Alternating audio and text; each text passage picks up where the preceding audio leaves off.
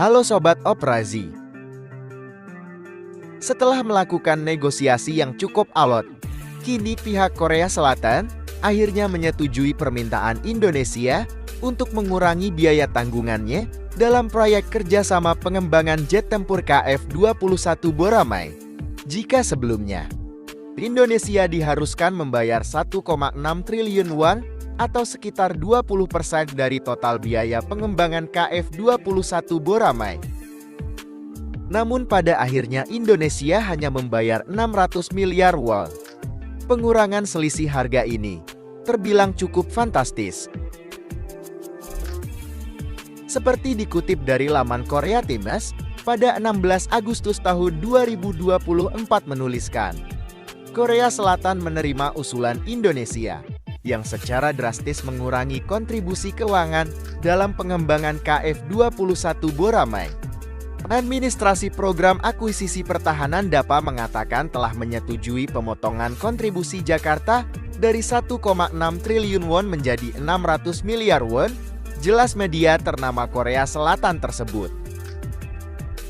Lebih lanjut, pejabat DAPA mengatakan bahwa manfaat yang diperoleh Indonesia seperti transfer teknologi juga akan berkurang.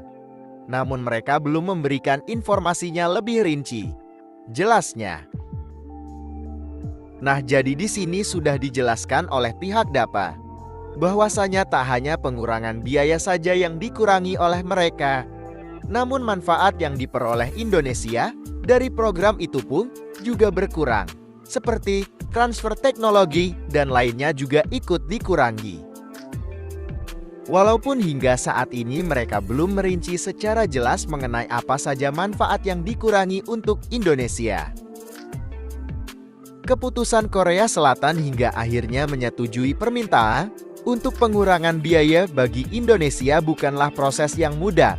Keputusan ini diambil setelah melalui pertimbangan yang cukup matang, di mana Indonesia disebut berupaya memperoleh data teknis dan pengetahuan, serta kesempatan untuk berpartisipasi dalam proses produksi sebagai imbalan atas pembagian biaya.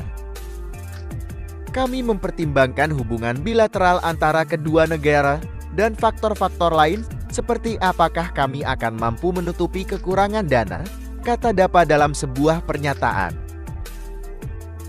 Setelah menyelesaikan kesepakatan pembagian biaya baru dengan Indonesia, kami akan berusaha memenuhi harapan publik dengan menyelesaikan proyek sampai sukses, tambahnya. Jadi bagaimana menurut pendapat kalian sebagai pengamat militer abal-abal mengenai berita ini?